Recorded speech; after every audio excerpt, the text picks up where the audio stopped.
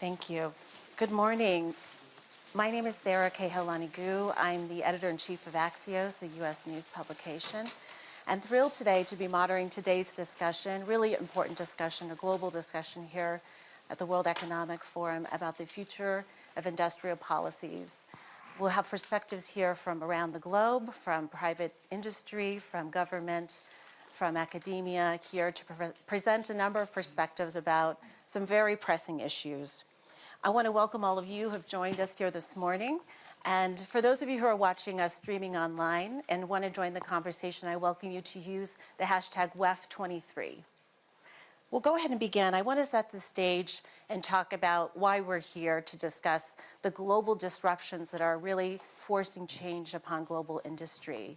As you all know, in the news, you've seen the headlines of the last few years about COVID, of course, the pandemic, really disrupting supply chains, forcing technology into hyperspeed, and all of the, of course, the war in Ukraine, further disruptions with rising prices. This is all forcing a discussion about what needs to change and what needs to happen in global cooperation for a global industry going forward. I want to start by introducing my guests here with me to join this conversation and add their perspectives. I'll introduce each of them. Starting here on my right, Mr. Dimitri de Vries. He's co-CEO of DSM, a Netherlands-based conglomerate in many lines of business. Next to me is Her Excellency, Ms. Lee Young. She's Minister of SMEs and Startups in South Korea. On my left is the Right Honorable Grant Shapps. He is Secretary of State for Business, Energy, and Industrial Strategy of the UK. Welcome. Thank you. And Mr. Gerd Müller, as Director General of the United Nations Industrial Development Organization in Vienna. He'll be joining us shortly. And finally, last but not least, Mr. Ricardo Hausmann. He's founder and director of the Growth Lab at Harvard University in Cambridge, Massachusetts. Welcome. Thank you. So welcome to all of you. Wonderful. All right, we'll go ahead and get started. I'd like to start with you, Mr. de Vries. You run a major corporation that's involved in many lines of businesses. From what I understand, your company is reliant upon and involved in many parts of the supply chain for many goods that move around the world. I want to start with you. What are today still the biggest challenges that you see affecting manufacturing and industry in particular in the global context? Well, that's a huge question, and as we speak, we're still struggling with it. Let's go back in terms of concept. So supply chains and manufacturing were engineered to be extremely efficient. Nobody wanted to take any money or stock or capital tied up. So it was a very smooth engine. And that was completely disrupted by COVID, by political tensions, geopolitical tensions. And basically, in the value chain, everybody took a sort of a buffer. And as we speak today, the question is, how does that look for the future? Because at the end of the day, there's a cost to it. And the question is, who is paying for it? So consumers don't want to pay extra, certainly not in the cost inflation environment. Governments don't feel it as being their responsibility for efficient supply chains, and correctly so.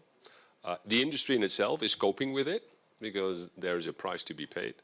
So all the choice about geopolitical production, who pays the price, what is exactly the smooth entrance in terms of supply chain is still running as we speak. And there's a lot of turmoil. I've been in many panels about that question, and there's no golden solution yet. Mm-hmm. And for your business in particular, what do you think is the most particular issue you're still dealing with now that hasn't fully shaken out? Yeah. So we have made a choice ourselves what type of products are essential for the world. So we are in the health nutrition business, so we supply medical nutrition, we supply multivitamin ingredients. And there are some products in the world where you just cannot live without. And there the supply chain needs to be completely different than products which are nice to have. And I think we are making that choice, but it's a joint responsibility, and that's also why I'm in a panel for industrial policy. It's not only our responsibility to make that choice, but it's the world to make that choice. Mm-hmm. And I want to turn to get the government perspective from you, Secretary Shapps, about what the UK, what has been clear to government about where the gaps are between business, where government can fail to ensure a certain stability. Yeah, I mean, we've experienced, as the whole world has, these kind of supply chain shortages, and they crop up in all sorts of unexpected ways. So just over a year ago, we had queues at our petrol stations, something unimaginable, unthinkable. There was always petrol at the pump if you needed to go and get it. And actually the problem wasn't anything to do with petrochemicals. The problem was to do with the lorry drivers, the HGV drivers, the truck drivers, the tanker drivers, to get the petrol to the right place from the refinery, which had plenty of petrol, to the station. And so in terms of a government response, I mean, it clearly the supply chain is a commercial issue to resolve, and we've seen these enormous movements on a broader front. For example, the classic measure can be the cost of a container from China to Europe, or China to the US, to North America. And we saw that go sky high and then fall to a tenth of its height now. Government isn't going to be able to fix that, but what government can do is the regulatory changes that might be necessary to help sort of grease the wheels of commerce. So going back to the tanker driver shortage and the queues at petrol or gas stations, what I did was introduce 22 different specific measures to essentially loosen some of the bureaucracy around, you know, what does it take to become a tanker driver? You know, why is it that when you take your driving test, you have to first learn to drive a rigid truck and then a elongated one, and you have to allow a certain number of weeks in between, and I discovered this came from some EU law, and we're not in the EU anymore, so I didn't have to worry about that, and I was able to, without lessening the standard of the test, just take away the bureaucracy. And that was just one measure. There were 21 other measures. Using regulatory freedoms and being more flexible enabled us to resolve the problem faster, I think, than some other locations in the world were able to do. So I think the government has to kind of be really creative and in particular work on the regulatory side of things. But aren't you also re-examining your global alliances, right? The US is, we're having an energy crisis here in Europe.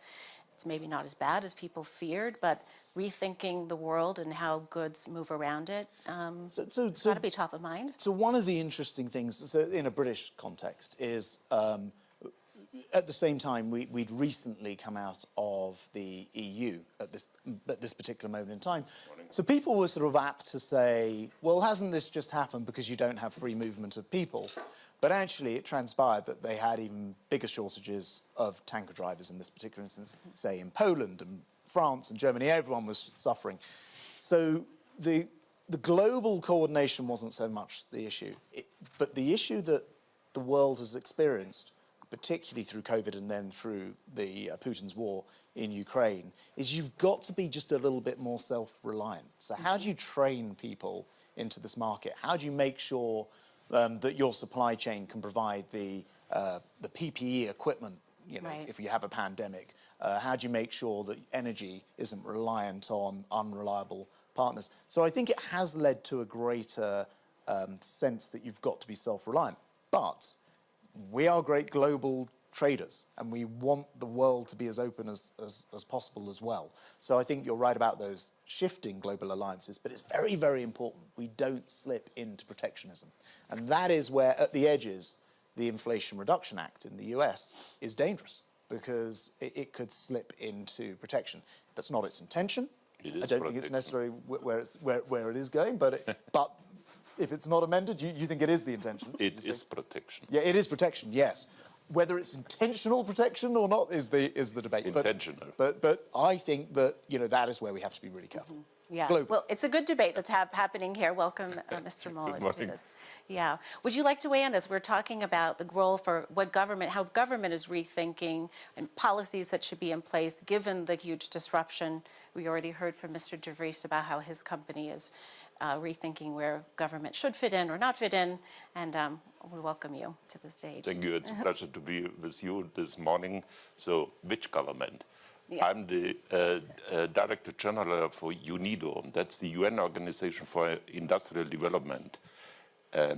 And we deal as a bridge between industrialized countries and developing countries, 170 members.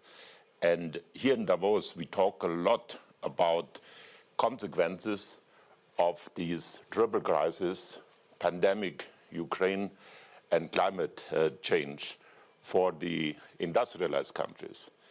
And indeed, the industrialized countries, they react with tremendous programs to support their economies.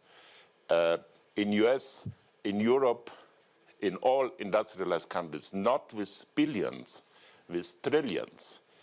And now the question, what is the support for 2/3 of the world, for the developing countries? These countries are hit hardest by the pandemic. The first step, there was no vaccine for these countries. Climate change, who is most affected? US or Germany? No, Sudan, the Sahel region. And what is about the support for these countries? What is about the support from the G20 and the G7? Nothing, nothing. They reduced the budget for developing aid the last year. That is the reaction of the industrialized countries concerning this triple crisis. Mr. Hausman, you've done a lot of work with the Growth Lab at Harvard and on policy. I wonder what your perspective is. Well, I mean, I would like to live in a world where there was more support for development, but I typically work with countries that have to deal with the situations that they have.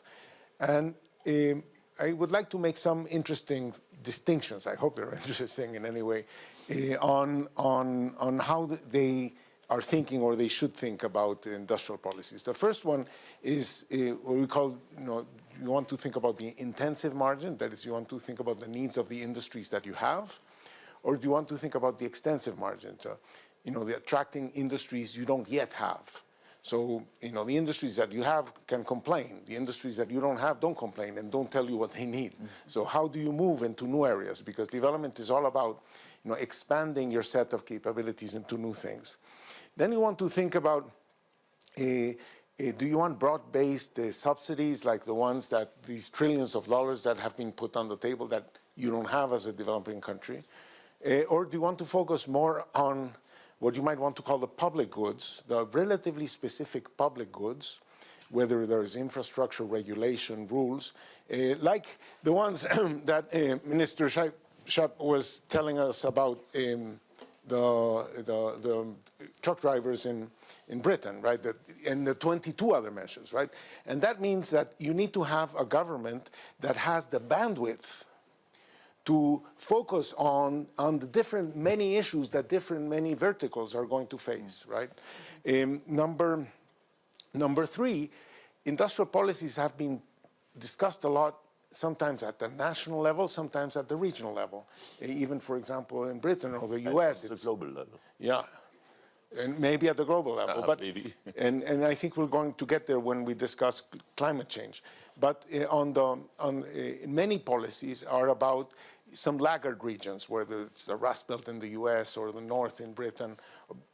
Developing countries have the same story, that they might have parts of the countries that are developing, say, around Bangkok or around Monterrey, but other parts of the place are left behind. Do you want to tilt economic development there? How do you achieve economies of agglomeration there? Then typically these countries have a complete divorce between their universities and business. The countries have converged in terms of the number of people that are going to university. University enrollment is, say in Latin America, is 90+% of US rates of enrollment. But we are at 2% patenting rates. Mm-hmm. So we've closed the gap on education. We're not closing the gap on innovation. Mm-hmm. And that has to do with structures of university policy that are divorced from structures of industrial policy. I think training is an area that some countries have figured out better than others. People are very impressed by Switzerland, Germany, but the secret there is that you use the companies themselves to train the workers, and you acknowledge the fact that they're providing a public good. By the way you treat their expenditures on training, by the way you help them in training, and by the way you certify what they did in their training. So I think that's a huge space. And finally, I would like to mention mobility. In developing countries, the cost of going to work is a much higher fraction of income, simply because cars cost more or less the same everywhere, and gasoline costs more or less the same everywhere, but salaries are not the same everywhere. They're much lower in developing countries. That makes transportation costs much more significant. And if you have very inefficient urban development where densities are not there and the transportation systems are not there, the cost of just going to work in terms of direct cost and time and opportunity cost, etc., makes it very inefficient to go to work and very hard for firms to attract workers, and makes them less competitive. So these are the issues that I think are on the table when you think about industrial policy. And Mr. Hausman, you mentioned innovation and technology. I want to bring Minister Lee into the conversation in your role in supporting entrepreneurs.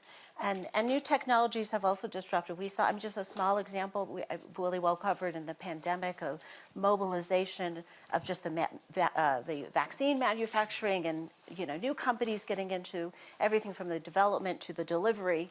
I want to hear the perspective from South Korea, and if our guests could please put the headphones on for Ms. Lee. Thank you. Thank you very much for the question. The panel members mentioned how the countries are struggling with respect to supply chain disruptions, and especially Professor Hausman mentioned about the situations in the developing countries, and even in the advanced countries, there are vulnerable groups that have been affected more by the current global issues. When we take a look at the countries around the world, there aren't many countries where there is a dedicated ministry to startups and SMEs, but in the Korean government, we have a dedicated ministry promoting and supporting SMEs and startups. It is because 99% of the companies established in Korea are smaller companies.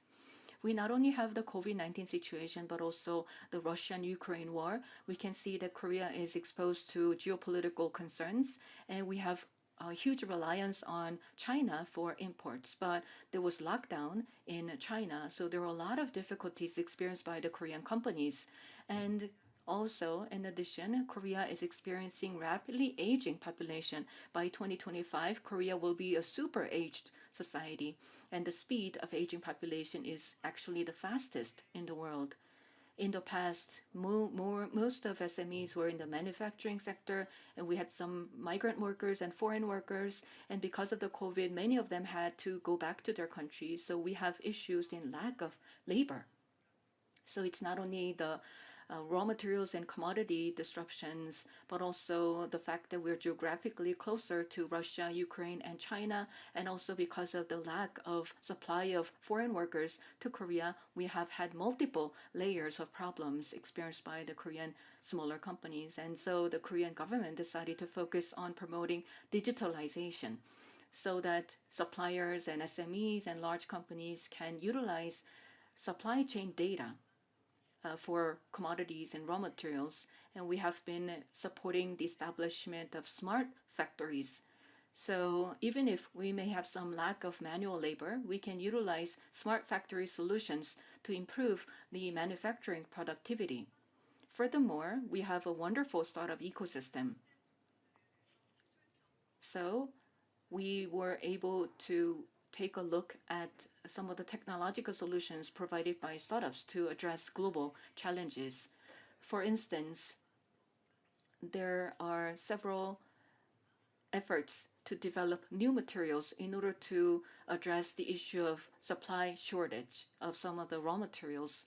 And in addition, many SMEs in Korea are faced with global issues, and many of them want to become 100% renewable energy based, but Korea doesn't have a lot of wind power or sunlight.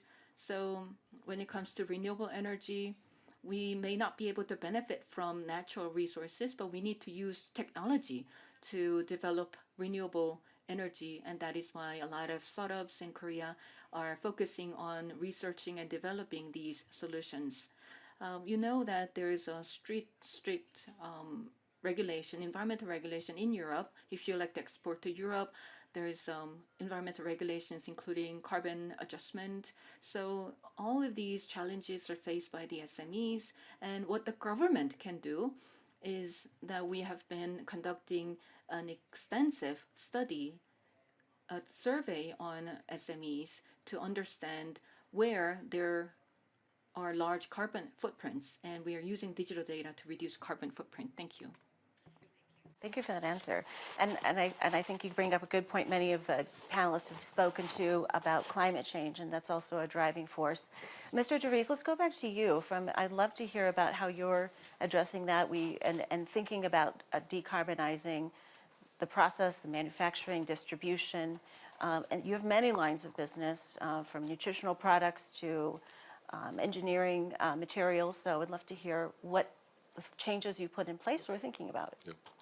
I think the interesting is that the whole decarbonization and climate change is a joint effort, because it's such a complex problem that you can't just have a monodimensional view. So that's also why I like these type of discussion, because it needs governments, it needs consumers, it needs the industry to make that work. So I think first and foremost we need to agree that we have different roles to play. So I think governments need to set the box within we can play.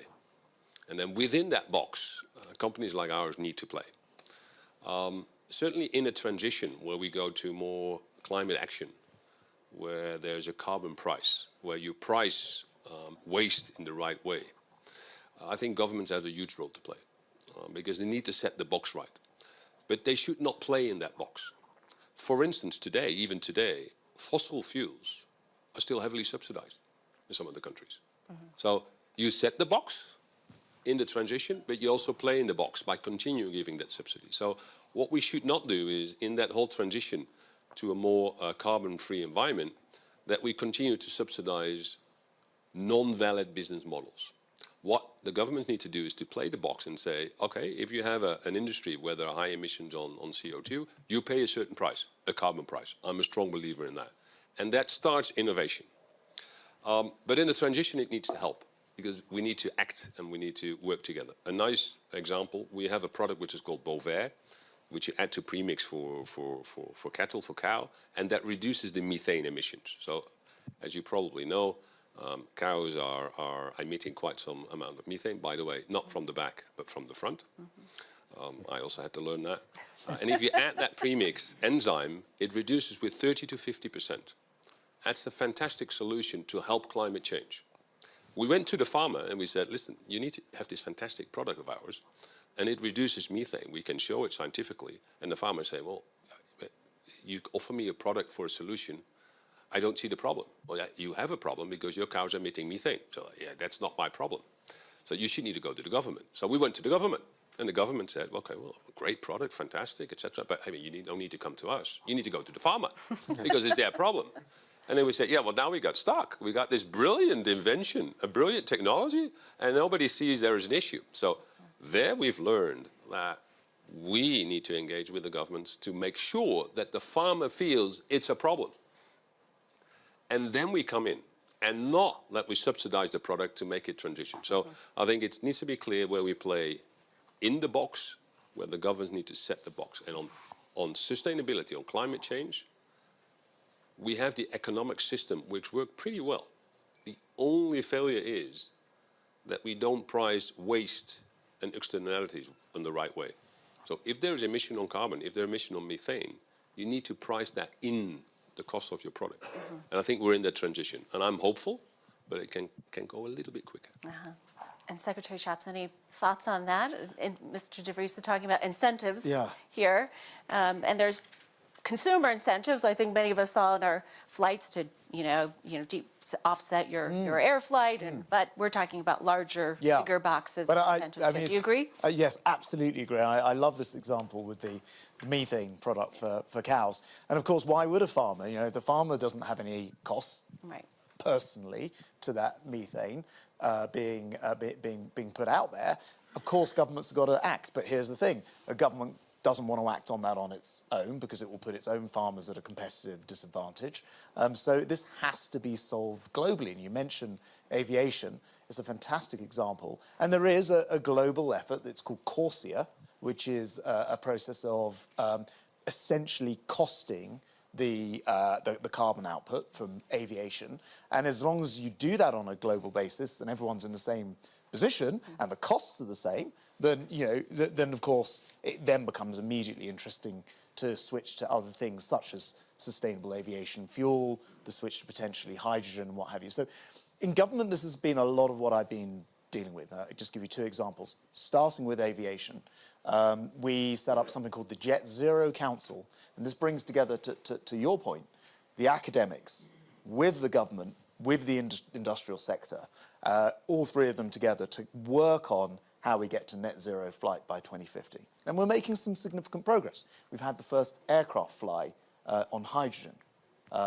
It was a Rolls-Royce EasyJet flight. There's an American company, but it's in Britain, called Zero Avia, working on an engine. I've gone to see it, which is going to be hydrogen operated. They're about to do their first test. In fact, the owner of that Zero Avia company is here at the World Economic Forum. The sustainable aviation fuel market is really starting to get going, and we're doing that through regulation. So the EU have said 5% of fuel by the end of the decade will have to be using sustainable aviation fuel, which at least doesn't put more carbon out there. The UK is going for a higher target. We're saying 10%. We like to lead on this bluntly so we can get the factories in the UK. The US, I suspect, will catch up on SAF now. So you start to get a world movement around the regulation that's involved. And then specifically on energy production, because in the UK we closed our coal mines, actually under Thatcher, controversially at the time, in the 80s and then a bit in the 90s, we ended up decarbonising very, very quickly. Almost none of our energy comes from coal these days, 1% maybe. But we had to find an alternative. And our alternative, 10, 12 years ago, I was in the government back then, it was under David Cameron, was to build wind farms, particularly offshore. And I remember we came up with this mechanism, the contract for difference, where we'd guarantee the price to the manufacturer, to the constructor. I just remember being in a cabinet meeting and Cameron saying, this is crazy. This is going to cost more than nuclear power, which is traditionally an expensive form of power, but extremely reliable. This is going to cost more. Well, what are we doing? Should we do this? We made the decision a decade ago to go ahead with it.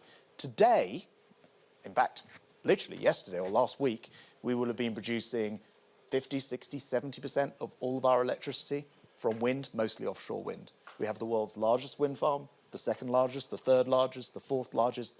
In the next auction for contracts for differences, I've seen the bids, the scale and size of the turbines to produce the electricity are so large that the arms of the turbines, if you took 7 football pitches and put them together, that is the sweep of the turbine going round.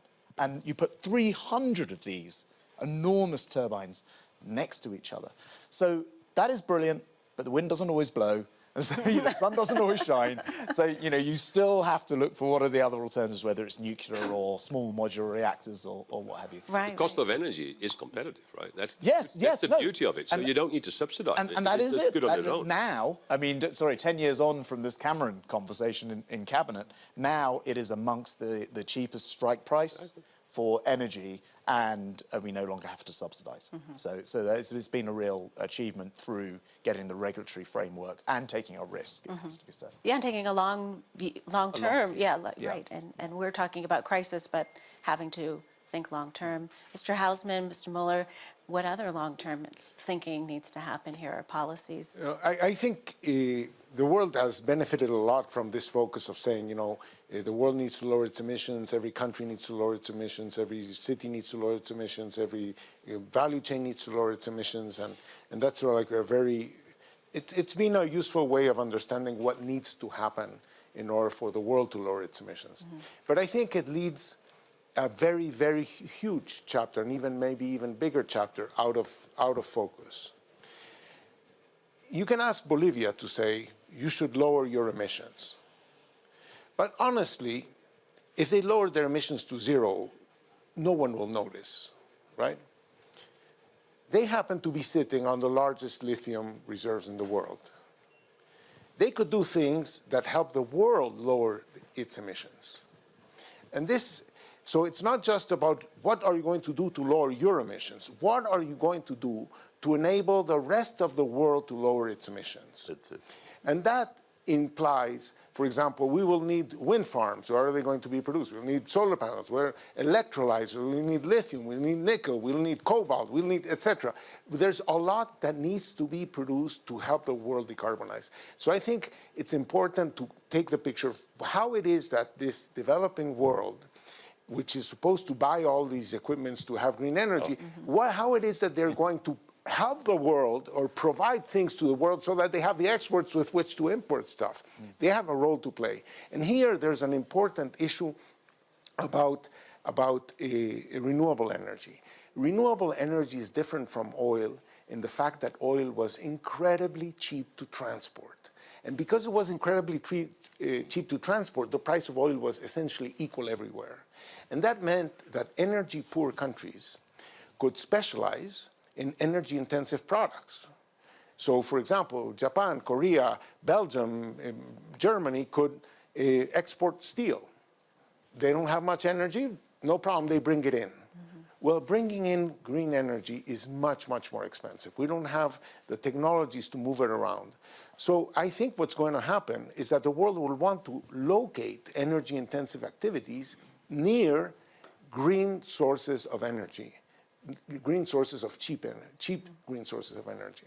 And I think that would lead to a reaccommodation of where the world produces things. And it should start producing more things close to where green energy is. And fortunately, there's a lot of sun in the tropics. Yes. And now we are at a point that's very important. That is great what happens in the UK, in Europe, in G20s.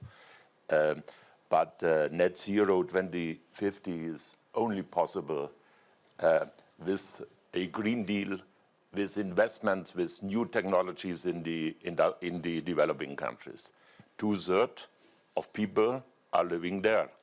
And energy is the basic for every development, especially industrialization. And look to Africa, the African continent, 600 people do not have access to electricity. Energy, electricity, that's the first step for industrialization. And of course, the G20 are responsible for 80% of the emissions. And therefore, that is very important. Go ahead with technology and with all these messages. But the developing countries pay the price for the consequences of climate change. Again, they pay the price, and they need more solidarity.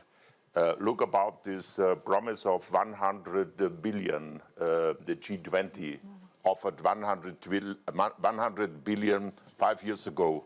Oh, and what is the reality? They paid 30 billion loans. So look at Sharm el-Sheikh, the results. There was no decision about loss and damage. And that is the situation. The developing countries need, and UNIDO is the platform for technology transfer, especially in this field of energy. Of course, they need tremendous investments in renewable energies, in hydrogen, but even in carbon capture. Because the reality is 80% of world energy today is based on fossil fuel. And it will be based the next 10 or 20 years. And there is, because of population growth, the next 20 years, the next 30 years, Africa will double. They need energy. They need jobs, hundreds of millions of jobs. And the basic is energy. And still today, in African countries, they plan coal power stations. 300 coal power stations still today are planned by big companies. And so that is the reality. The demand for energy the next 30 years worldwide will rise up about 70%. and mainly based on fossil fuel. In Nigeria, talk about with the Nigerian government, or Mozambique, that is based, energy is based on coal there. And what do they need? They need new technologies, progress by innovation, carbon capture, carbon storage, carbon usage. That we have to bring forward. And we must come to a closer cooperation, partnership between industrialized countries, emerging and developing countries, in technology partnership, in sharing our knowledge. And I like, and I know, and UK is doing a lot in this field, but not so much from US. There's nearly nothing. They cut the development aid, and that is the reality too. We are here in Davos. That should be not only a discussion about what happens within the G20. There's a commitment from the industrialized countries to support the developing countries, and 2/3 of the world in the future, in the near future, in 20 or 30 years, 85% of people in the world live in developing countries. Africa will double within the next 20 years. We need answers to these questions. Really important point. I want to make sure we're running a little bit short on time. Yes, 네. real quick, Ms. 지금 그러니까 우리가 Yes, thank you. In order to respond to climate change, we have to think about what we need to do. DG Müller talked about the kinds of partnerships we need. And I think Korea is standing in the middle between the industrialized world and the developing world. And Korea is one of the top 10 economies, but 90% of the companies in Korea are smaller companies, and they're mainly in the manufacturing sector. So these are carbon intensive industries. So we have huge challenges faced by the smaller manufacturing companies. Korea has a lot of economic standing, but Korea is struggling a lot. So you can only imagine how the developing world is struggling. And this is a global issue that requires global cooperation. But I wonder if so many countries are seemingly shifting to protectionism, and they're only focusing on their own national interests. And so there's a very big question and concern as to what the advanced countries are actually doing, because they're not really doing much for the developing world. Korea is doing a lot of ODA programs, and we really need to redefine our concept of decarbonization. The Korean government has put a lot of money in promoting solar and wind and other renewable energy sources, but unless there is enough technology or enough level of technological power, just putting in capex isn't enough. Because we don't have enough light or sunlight or wind. We have so many solar farms, but we still need to utilize nuclear because of these natural situations. Likewise, I believe that advanced countries need to really study the specific situations of the developing world and provide the necessary assistance and support. And Korea may have been a latecomer in this ODA world, but Korea has a lot of experience in its own development, and we can share a lot. And I argue that the developed countries need to be firmer in terms of supporting, and also rather than trying to put strict regulations from Europe and or other advanced countries, so that struggles of the SMEs in developing world are struggling. So I think we need to really have a new approach to decarbonization. Minister Lee, for that perspective as well. We've had such a great conversation here. I think we've run out of time. We won't have time for Q&A, but I just want to thank my distinguished panelists here we had a wide-ranging conversation, covered a lot of ground. Thank you so much for the conversation. Thank you for joining us online. That concludes the session on the future of industrial policies. Thank you very much. Thank you. Thank you. Good. Thank you. Thank you for that.